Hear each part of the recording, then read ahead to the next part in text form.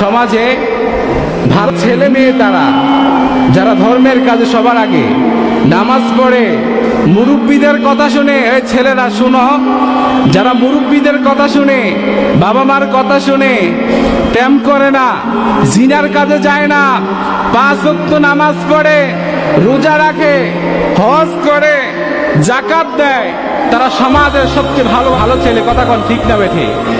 এই ভালো ছেলে হওয়া দরকার আছে না নাই? আরো জোরে বলেন, আছে না নাই? আল্লাহ আমাদেরকে ভালো দেখে ভালো বানাক, আমাদেরকে আদর্শবান ছেলে সন্তান বানাক করে আমিন। আমার নবীও ছিল সবচেয়ে আদর্শবান ছেলে। কথা কোন ঠিক না বেঠে?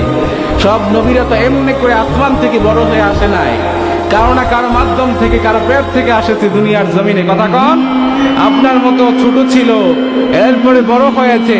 বিশ্বনবী সাল্লাল্লাহু আলাইহি সাল্লাম আপনাদের মতো এত উশৃঙ্খল বিশৃঙ্খল নামাজ ছাড়ে নাই, সমাজে উশৃঙ্খল করে নাই, বেপরদায় চলে নাই। কথা কন ঠিক না বেঠে? আল্লাহ আমাদেরকে কবুল করুক, পড়ে আমিন। আরো জোরে পড়ে আমিন।